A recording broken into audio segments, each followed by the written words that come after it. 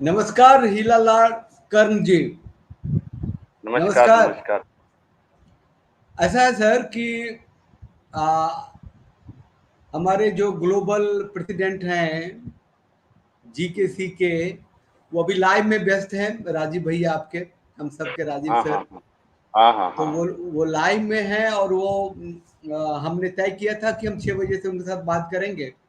तो बस हो राजनीति 5 के या 10 मुद्दे। मिनट में वो जो है आ जाएंगे। ANI के साथ उनका लाइव चल रहा है। नहीं, ठीक वो है। हाँ हाँ। मेरी बात ये है, मेरा कहना ये है कि आप GKC ग्लोबल कायस कॉन्फ्रेंस के राष्ट्रीय सचिव हैं, तो उनके आने से जी। पहले थोड़ा सा कर्टन रेजर हो जाए ना। वो आएंगे थोड़ा सा कर्टन रेजर हम कर लेते हैं, क्योंकि एक कोई भी सदस्य, कोई भी एक से एक छोटा से छोटा पुर्जा जो है बहुत ही पावरफुल जी, है। आपके GKC का कायस्थ है लोग, सबसे बड़ी बात सारे है ना। पावरफुल हैं सर। एक मेंबर भी हमारे यहाँ पावरफुल हैं। वैसे ही सबको एक समान इज्जत मिलता है, ऐसी कोई बात नहीं है। नहीं, सबका बहुत एक कंट्रीब्यूशन। समान कंट्रीब्यूशन सबका रहता है हर नहीं, चीज। तो मैं ये कह रहा हूँ कि ये जो 19 तारीख का दिल्ली चलो है, उसके लिए जी, आप लोग और क्या क्या कर रहे हैं, मतलब जो ज्यादा से ज्यादा लोग अवेयर हो, यहाँ पहुंचे। उसके लिए तो अभी राजीव भैया जो है दिल्ली में भी कैंपेन करके गए हैं। हम्म। हमारे वो प्रबंध न्यासी श्रीमती रागिनी भाभी, वो भी बहुत सारे प्रोग्राम करके दिल्ली में गए हुए हैं। बहुत सारे छोटे छोटे सभा में भाग लिए हैं और सबको लोगों को प्रेरित किए हैं। हम लोग भी उनके जाने के बाद भी बहुत सारे ऐसे प्रोग्राम किए हैं, जैसे गाजियाबाद इंदिरापुरम में ये है, इधर क्या कहते हैं आपके इस दिल्ली में नजफगढ़ में किए हैं। वो पटपड़गंज में हुआ ये ITO पर हुआ था, जिसमें राजीव भैया भी थे। उसके बाद अभी 2-3 प्रोग्राम जो है सो लक्ष्मी नगर में हो चुका है। और बहुत सारे नहीं, प्रोग्राम हम लोग करने आप लोग आप लोग ऑनलाइन भी कुछ कर रहे हैं, जूम के थ्रू, पूरा जो ग्लोबली लोग हैं उनसे भी जुड़ रहे हैं, उनके साथ भी हाँ, हम आपका लोग इंटरेक्शन हाँ चल रहा जूम है, ऐसा कुछ। मीटिंग कर रहे हैं। ऑनलाइन ऑनलाइन भी मीटिंग हो रही है। ऑनलाइन भी मीटिंग हो रही है, जिसमें GKC का जो है पूरा एजेंडा जो है उसके बारे में बताया जाता है, किस तरह से कैसे क्या करेंगे, हमारा क्या है एजेंडा, क्यों हम लोग जो है एकत्रित हो रहे हैं और एकत्रित होना किस लिए आवश्यक है। इन सारी विषयों पर चर्चा होती है और डिटेल में चर्चा होती है। खासकर राजीव भैया जो है, ऐसा कोई चीज नहीं है जिसको डिटेल में जो है सो लोगों को नहीं बताते हैं। सब कुछ है, सब ये अलग ब्रे अलग जितने प्रकोष्ठ के लोग हैं, सभी जो है अपने प्रकोष्ठ की जिम्मेदारी जो है सो पूर्ण रूप से जो है जिम्मेदारी का निर्वहन कर रहे हैं। उसमें किसी तरह का कोई वो नहीं है। मेन है कि हमारी एकता जो है सुनिश्चित हो, हर एक मुद्दों पर सुनिश्चित हो। इसके लिए जो है ये सो हो रहा है हर जगह। राजीव रंजन प्रसाद जी, जो बेसिकली जी, पॉलिटिशियन हैं और बिहार के राजनीति में एक अच्छा, बहुत मजबूत नाम है उनका। वो कितना टाइम दे पाते होंगे तो पता नहीं, लेकिन ये ब्रेन चाइल्ड तो उन्हीं का है, गाइडेंस तो उन्हीं से मिलता है आप लोगों ब्रेन को। उन्हीं का है, उन्हीं का बनाया हुआ ये संस्था है। और संस्था के बारे में आपको शायद पता ही होगा कि फरवरी में जो है ये संस्था की लॉन्चिंग हुई है। फरवरी में लॉन्चिंग हुई है और अभी जो है सो ये लगभग 7-8 महीने हुए हैं। ये 7-8 महीने में हम लोग जो है वो लगभग ग्लोबल यानी करीब 27-28 देशों में हमारी संस्था पहुंच चुकी है, विदेशों में।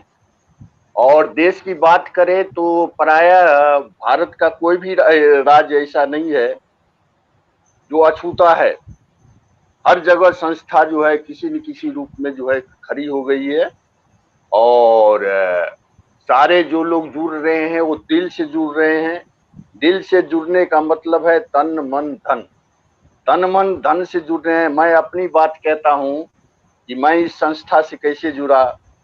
मैं इस संस्था से ऐसे जुड़ा कि मैं जिस गांव का रहने वाला हूं, बिहार का एक गांव, अभी तो नहीं जा रहे हैं लेकिन पहले थे, उसमें एक कम्युनिटी के लोग जो है हमारे जमीन पर जो है कब्जा कर लिया।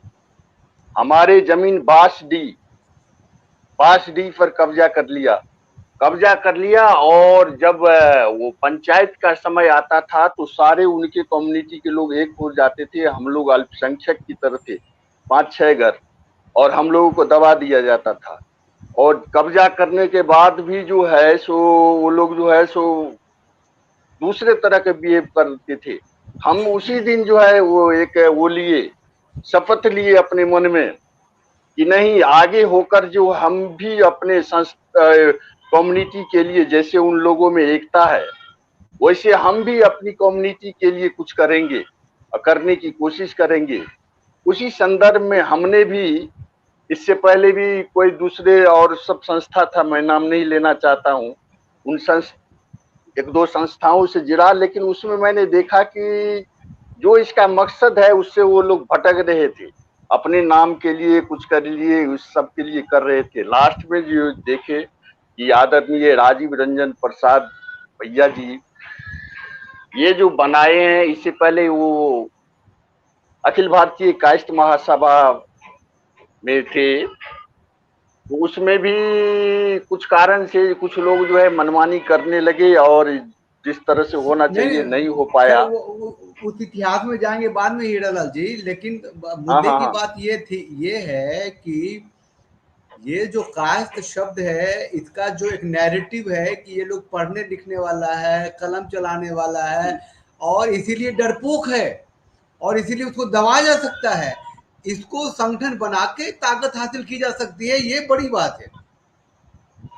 हाँ, निश्चित कमजोर नहीं है, कमजोर कभी नहीं रहा है नहीं, कायस्थ। आप नैरेटिव देखें तो नैरेटिव नैरेटिव की बात कर रहा हूँ, जो हाँ नैरेटिव जो है कि ये लिखने हाँ, पढ़ने वाला है, ये लड़ाई झगड़े में नहीं पड़ता, ये नहीं लॉ पड़ता। अबाइडिंग लोग हैं, ये पुलिस से ही हाँ डरता है, ये चाहे से घर में कोई पुलिस अफसर ही क्यों ना हो। तो हाँ हाँ हाँ, अब वो जरूरी है कि जब आप संगठन में होंगे तो आप उन चीजों से, उस नैरेटिव से बाहर निकल पाएंगे। निश्चित निश्चित संगठन में होके उन चीजों से, हम सर्व संगठन में आने से हम निर्भीकता हमें जो है उत्पन्न हुई है। बहुत से लोग ऐसे हैं कि कुछ नहीं कर पाते हैं, जैसे कि इस संस्था से जो लोग जुड़े हुए भी नहीं थे, मधुबनी के कुछ उदाहरण देता हूँ, कैसे समाज के लोग थे, उनको जैसे मैंने अपनी कहानी कहा कि मेरे जमीन को हड़प लिया, वो कर लिया, वैसे उनके साथ भी हुई। लेकिन ये संस्था बना हुआ था और संस्था के लोग राजीव भैया के नेतृत्व में उस पर एक्शन लिए तो फिर उनको झुकना पड़ा, उनका जमीन वापस करना पड़ा। इस तरह की बहुत सारी घटनाएं हैं। बहुत सारे कास्ट को कभी जो है सो दबंग लोगों ने मार दिया, कुछ कर दिया, उस पर उस तरह से जो है एक्शन नहीं ले रहे थे पुलिस वाले, जिस तरह का एक्शन लेना चाहिए। लेकिन ये संस्था के दबाव में, राजीव भैया के नेतृत्व में इस संस्था के दबाव में हर जगह उन लोगों को न्याय मिलने की आशा जगी और पुलिस प्रशासन जो एक्शन में आया और जो है सो कानून अपना काम कर रही है। ये जो कुछ लोग जुड़े हुए हैं, 4-5-6 लोग जो जुड़े हुए हैं, उनसे हम ये कहना चाहते हैं कि जो हमारे राजीव रंजन प्रसाद जी हैं, वो अभी लाइव जी में हैं, एएनआई की लाइव जी में हैं, और वो जल्दी हमसे जुड़ेंगे। और तब तक हमारे जी, साथ जो है इसीलिए तो ग्लोबल कास्ट मैं तो कॉन्फ्रेंस के, आपके साथ आ गया कि हाँ, 6 बजे का मैं टाइम था, तो तब तक जी, नहीं, मैं तब लोगों से तक तो बता दूं कि ग्लोबल कास्ट कॉन्फ्रेंस के जो राष्ट्रीय सचिव हैं हीरालाल कर्ण अभी हमारे साथ हैं, हम उनसे बात कर रहे हैं। आप लोग अगर कोई सवाल रखना चाहें, कोई बात करना चाहें, अपना थॉट शेयर करना चाहें, कोई कुछ भी आचार विचार व्यवहार, तो आप यहाँ लिख सकते हैं, वो देखेंगे, वो भी देखेंगे। तो और जब आएंगे राजीव जी तो उम्मीद करते हैं कि आप जरूर अपने विचार को प्रकट करेंगे, शेयर करेंगे, उनसे कुछ पूछना चाहे तो पूछ सकते हैं। तो हम ये बता रहे थे हीरालाल जी कि जी इसका बहुत ही, ये जो ग्लोबल कास्ट कॉन्फ्रेंस है, इसका सांस्कृतिक पक्ष होगा, इसका राजनीतिक पक्ष होगा, इसके ढेर सारे पक्ष होंगे, लेकिन सबसे बड़ी अहम बात यह है कि एक ताकत, एक साहस को बटोर के साथ जीने की बात होगी, जो कि आमतौर से देखते हैं कि जो जंगल राज हो गया था, यादव के नाम से लोग डर जाते थे, और कास्ट के नाम होते ही कहते मूली उखाड़ने वाला आदमी है, इसे कुछ नहीं होना, तो एक नैरेटिव बदलेगा। आप क्या कहते हैं? निश्चित बदलेगा। आप देखिए ना कि हमारे राजीव भैया जो हैं, राजीव भैया लगभग 15 से अधिक वर्षों से जेडीयू के साथ जुड़े हुए हैं और सब कुछ रहते हुए जो है सो जेडीयू की सेवा जो है सो हर तरह से तन मन धन से किए हैं, तन मन धन से किए हैं, करते रहे हैं।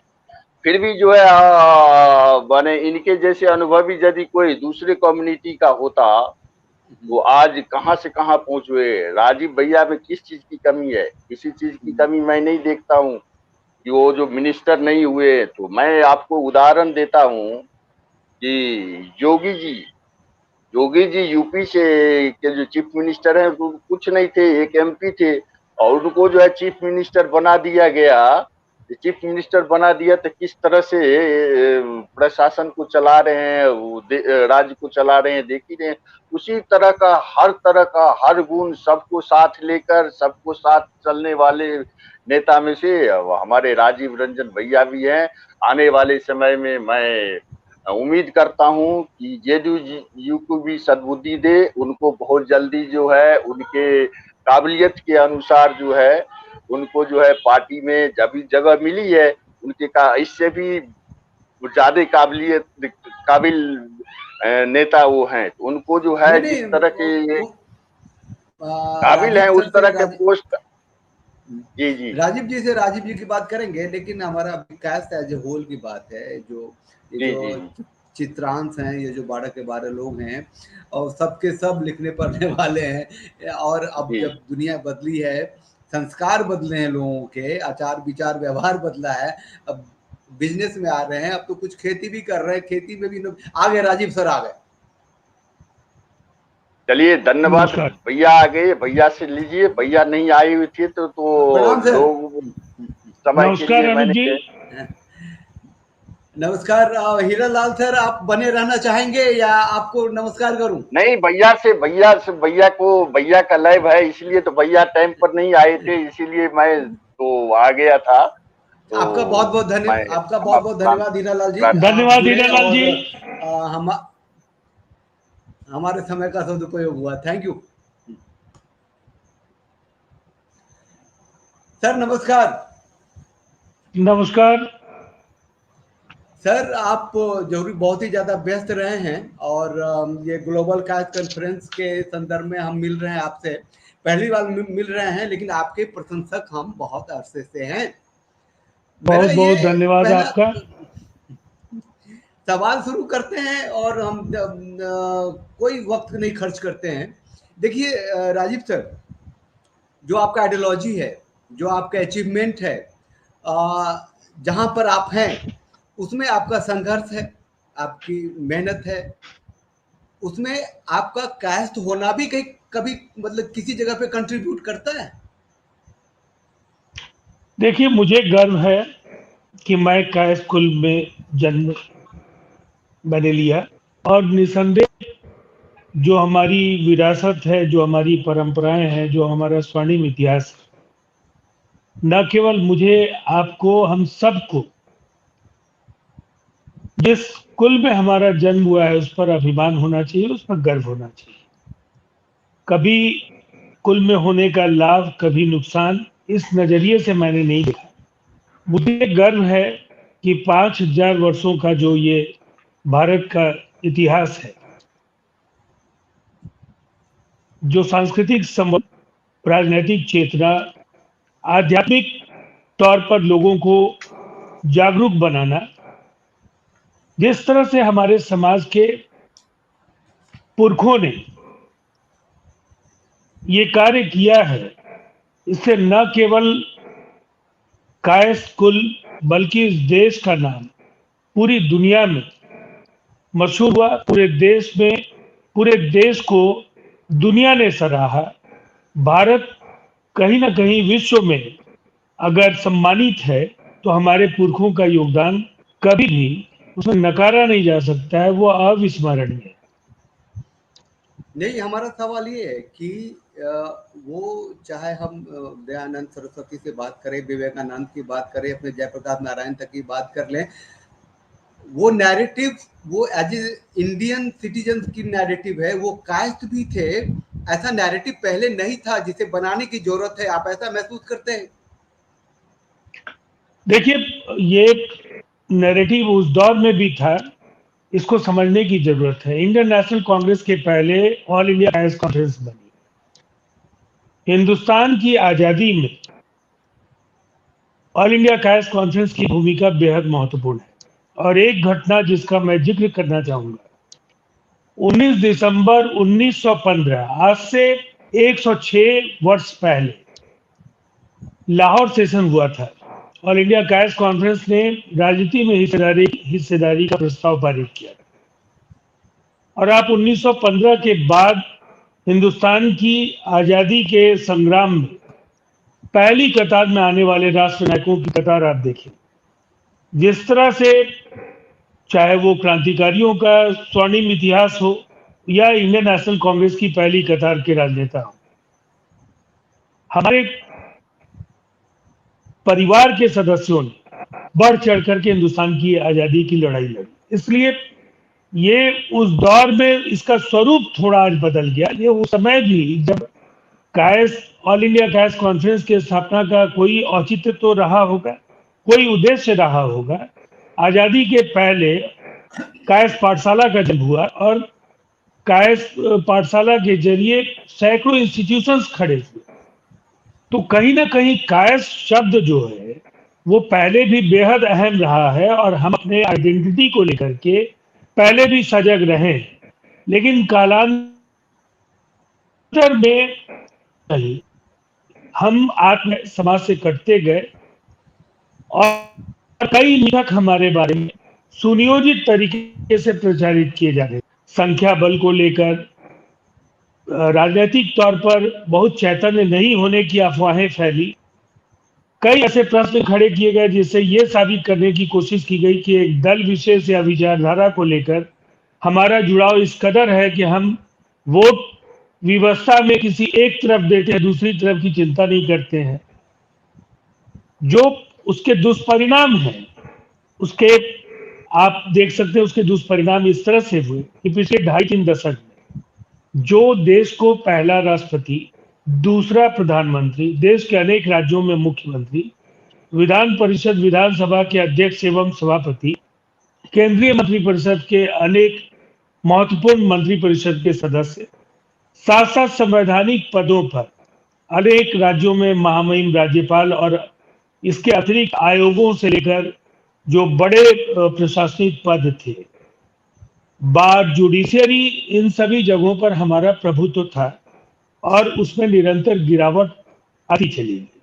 अब परिस्थिति ये है कि लोकसभा और विधानसभा में नाम मात्र की उपस्थिति आपकी रह गई है और आने वाले समय में जिस तरह से एक अस्पृश्यता के हम शिकार हैं, राजनीतिक तौर पर राजनीतिक दलों के लिए हम छुआछूत के शिकार होते चले जा रहे हैं। और ये जो अभी आपकी भागीदारी थोड़ी बहुत दिखती है, आने वाले समय में शायद इस पर भी ग्रहण लगने वाला है।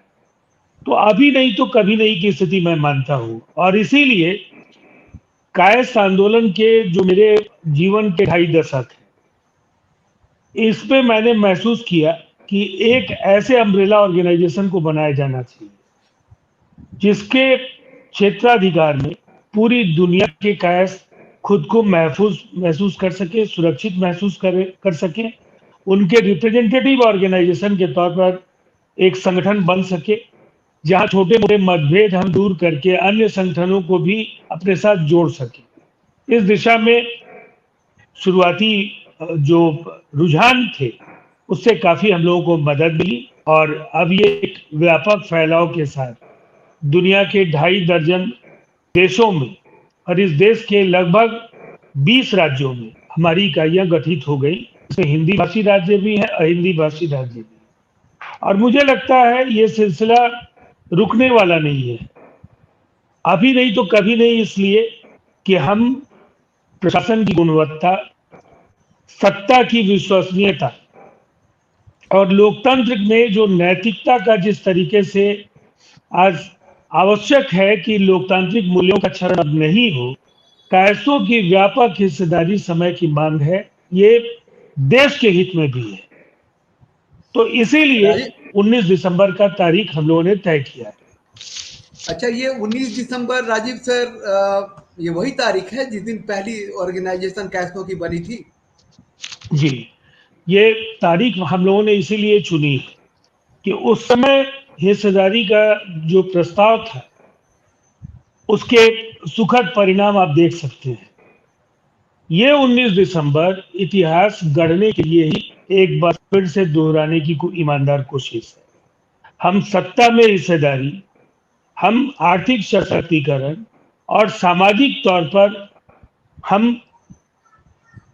पहले के मुकाबले बेहतर स्थितियों में जाने के लिए संकल्पित हैं और इसीलिए पूरी दुनिया के लोग दिल्ली में तालकटोरा स्टेडियम में उस दिन आपको दिखेंगे। अच्छा, मैं उस पर बात करूंगा, आपसे थोड़ा सा ज़्यादा समय ले सकता हूं अगर आपके पास होगा तो। मैं अभी ये कह रहा हूं कि जो नैरेटिव बना इन दिनों में, जो आप कह रहे हैं कि हमारे ब्यूरोक्रेसी से लेके जुडिशरी से लेके पॉलिटिकल लाइफ में भी जो कास्ट हैं वो कम से कम दिखते हैं, बाकी जो न्यू ब्रीड है अब वो सब मल्टीनेशनल्स में दिखने लग गए और इवन कुछ खेती में भी गए, कुछ छोटे छोटे बिजनेसेस में गए। तो उन लोगों को जोड़ के और एक जो नैरेटिव है कि कास्ट जो है वो पढ़ने लिखने वाला है, वो संगठित होकर के ताकतवर बनने वाला कौम नहीं है, उसे भी झुठलाना है, साबित करना है कि हम संगठित भी हैं। छोटी छोटी जो समस्याएं हैं आम आदमी की जिंदगी में, वो संगठन में होने से ही दूर हो जाते हैं।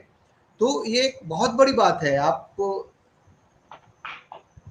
मेरा सवाल ये था कि ये जो हम संगठन बना रहे हैं वो हर आदमी को ताकत किस तरीके से देगा?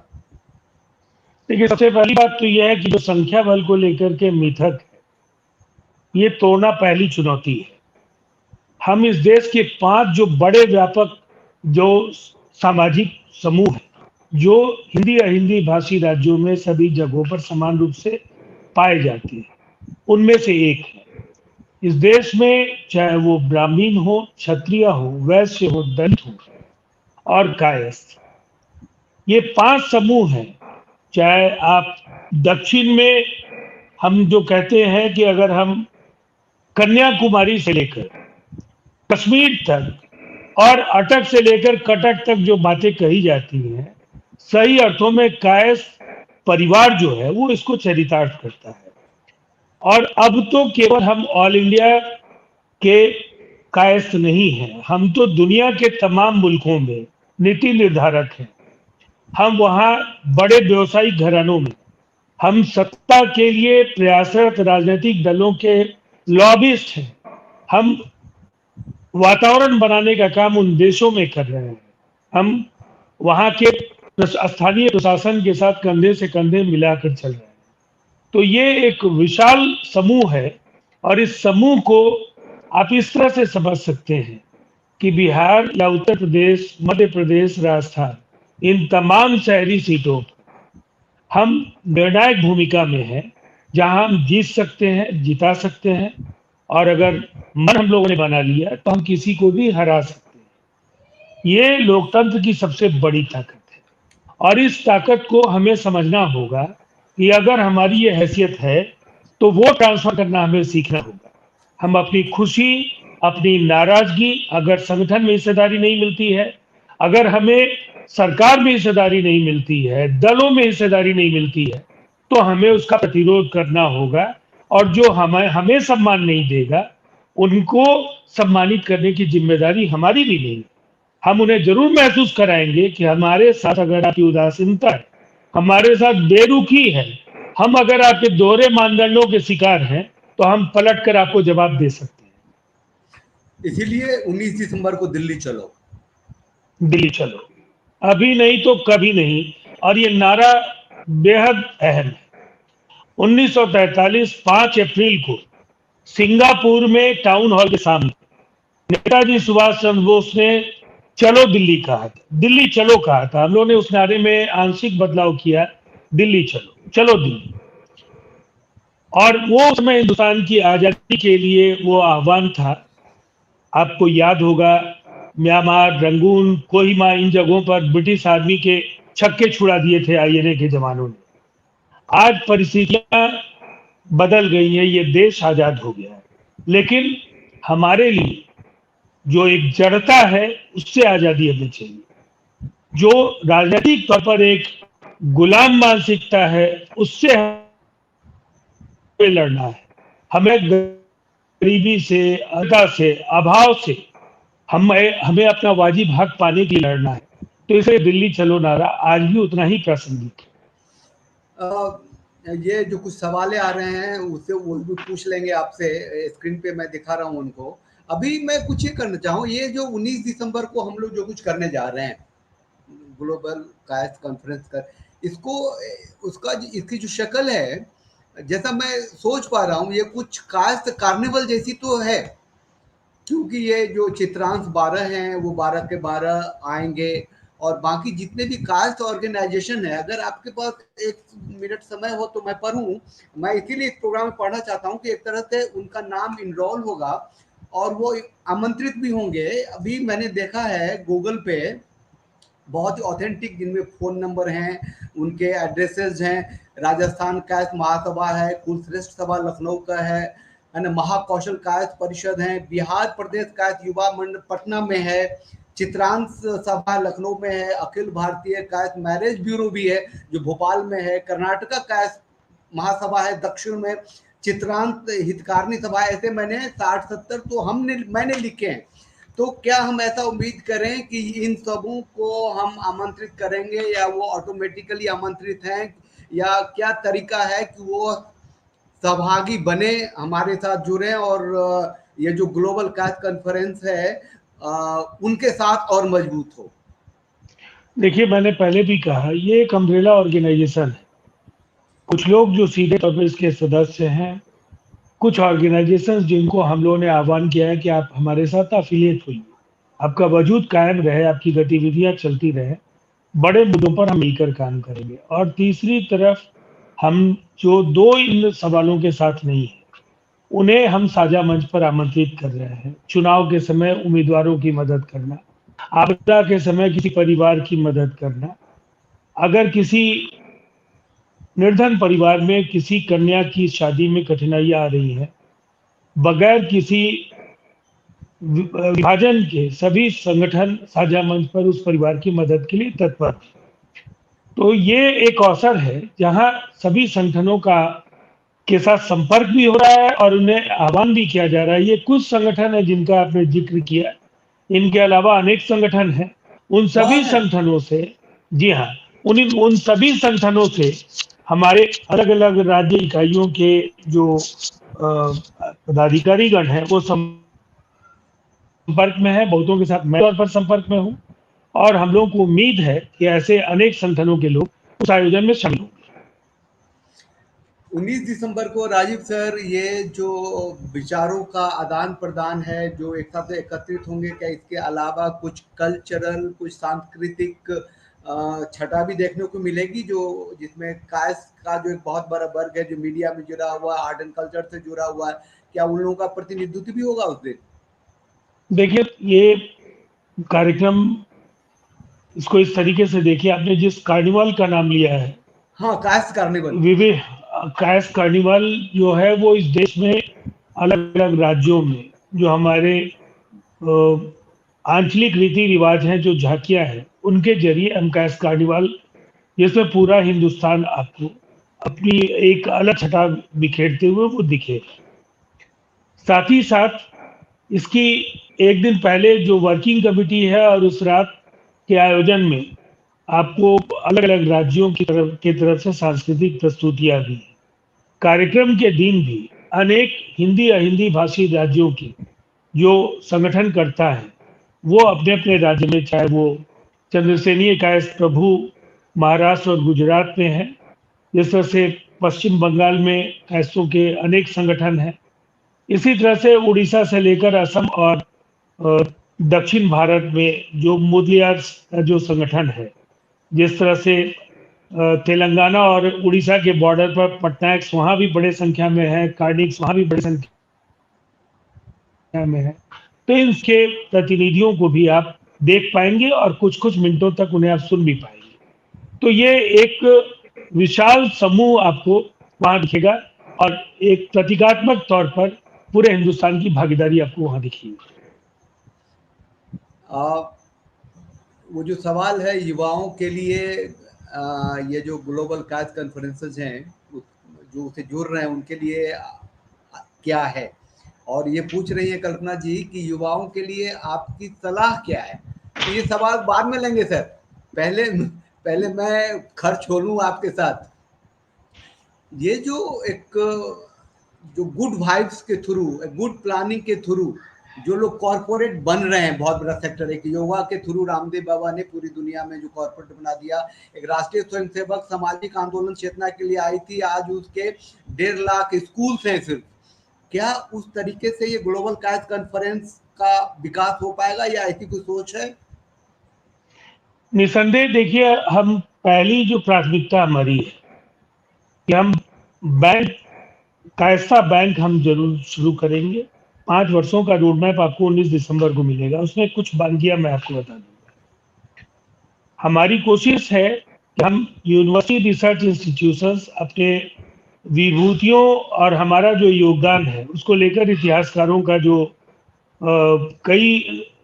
जैसे एक आप ललितादित्य मुक्तापीठ को लेकर के जो इतिहासकारों के अंदर जो एक मतभेद दिखा, अंततः वो इस निष्कर्ष पर आए कि वो कायस्थ थे। लेकिन ऐसे अनेक विभूतियों का अभी भी परिचय होना बाकी है। तो इन तमाम सवालों पर हमारी नजर है। अब हमारा एक ऑर्गेनाइजेशन अभी ही बन चुका है, Chitras chamber of commerce and industries, जो बाजाप्ता जिसका अपना जॉब पोर्टल है, जिस पर आवेदन आ रहे हैं। HR एजेंसीज और अलग अलग PSUs के साथ हम मीडिएट कर रहे हैं, एक फैसिलिटेटर की भूमिका में है। और नौजवानों को हम Chitransh chamber of commerce and industries के साथ मिलकर काम करने के लिए कहना चाहते हैं कि वो मिले, हमारे वेबसाइट पर जाए, उससे उनको रोजगार से संबंधित कई जानकारियां भी मिलेंगी कि किनको वो संपर्क करेंगे। साथ साथ केवल रोजगार तक अपने आप को सीमित नहीं करना है, अब रोजगार दाता के तौर पर अपने आप को उभारने की जरूरत है। और इसके लिए भारत सरकार, केंद्र सरकार, राज्य सरकारों की अनेक योजनाएं हैं, जिसमें हम उनको कंसल्टेंसी सर्विसेज दे रहे हैं। बैंकों के साथ उनके लिए एक मध्यस्थता की भूमिका में हम होंगे। हमारा MSME के साथ भी रजिस्ट्रेशन है। साथ साथ नीति आयोग के योजनाओं को लेकर के उनका एक दर्पण पोर्टल है, उससे भी एनलिस्टेड है हमारा GKC। तो हम इसके कॉर्पोरेटीकरण को एक सही रास्ता मानते हैं, इसलिए कि बहुत ही परंपरागत तरीकों से संगठन को अब नहीं चलाया जा सकता। जो वैश्विक चुनौतियां हैं, लोगों की जो अपेक्षाएं हैं, उन्हें पूरा करने के लिए जो मानदंड आज के हैं उसके हिसाब से स्वयं को ढालना है। और आर्ट एंड कल्चर सेल, मैं आपको ये बताना चाहूंगा, अनेक OTT प्लेटफॉर्म पर परफॉर्म करने वाले लोग, बड़ी संगीत की स्पर्धाएं, उनमें क्वालिफायर्स, उनके पार्टिसिपेंट्स, वो सब आज कहीं ना कहीं आने वाली पीढ़ी के लिए वो मार्गदर्शक की तरह आर्ट एंड कल्चर सेल में है। और एक घोषणा जो मैं आज करने जा रहा हूं आपके चैनल के जरिए, अभी मैं बता दूं, अंजन श्रीवास्तव जी बाली की बड़ा नाम है, IPTA के अध्यक्ष रहे हैं, वो हमारे आर्ट एंड कल्चर के ग्लोबल प्रेसिडेंट होने जा रहे हैं। अभी घोषणा आज होगी उनकी। तो इस तरह से जो बेशकीमती नगीने हैं वो तो होंगे ही, और वो अनगढ़ हीरो को तलाशेंगे, उनको तराश कर उन प्रतिस्पर्धा के लायक बनाएंगे। तो हमारी कोशिश है एक बहुआयामी जो संगठन का स्वरूप होना चाहिए, जिसमें आर्ट एंड कल्चर हो, डिजिटल मीडिया टेक्नोलॉजी हो, मीडिया से जुड़े लोगों के लिए संभावनाएं हो। चूंकि हम डिजिटल मीडिया की अपनी मैगजीन भी शुरू करेंगे, जिसमें आपके जैसे लोगों की सहयोग, आपका सहयोग, आपका मार्गदर्शन भी बेहद आवश्यक होगा। तो ये एक ऐसा संगठन है जहां आप एक नेटवर्किंग का वैश्विक प्लेटफॉर्म आप कह सकते हैं, अलग अलग क्षेत्रों के लोग होंगे जहां आप एक दूसरे से मिलकर अपनी समस्याओं का भी समाधान ढूंढ सकते हैं, दूसरों की मदद भी कर सकते हैं। एक आपसे सवाल के तौर पे, घंटों बात करें कम है, हम आपसे 28 मिनट बात कर चुके हैं। राजीव सर, ये जो एक राजनीतिक उठापटक है जाति को लेकर के, उत्तर प्रदेश में बरेली के हैं एमएलए, मैंने नाम लिखा हुआ है, उन्होंने दोबारा से कोर्ट में डाल दिया है कि ओबीसी में कास्ट को हासिल, बहुत आलोचना भी हुई, उनके बहुत सारे लोगों ने उनकी खिलाफत भी की, लेकिन ये मानसिकता मुझे भी समझ नहीं आई कि ओबीसी में कास्टों का इनरोलमेंट हो। आप इसे किस रूप में देखते हैं? देखिए, इन सवालों पर ग्लोबल कैश कॉन्फ्रेंस पहले समाज के अंदर जो चिन्ह उसका आकलन करेगी। 19 दिसंबर को हम इस पर ऑफिशियल भी फैसला होगा, वो आपको बताएंगे। इसलिए कि किसी एक व्यक्ति की राय का कोई उसकी अहमियत नहीं है। संगठन एक विराट परिवार है और ये मंथन प्रक्रिया का हिस्सा है। दो ऐसे प्रश्न हैं, जातीय जनगणना, दूसरा पक्ष है ये आरक्षण। इन दोनों ही सवालों पर हमारा जो भी नीतिगत निर्णय होगा 19 दिसंबर को हम लोग उसको साझा करेंगे।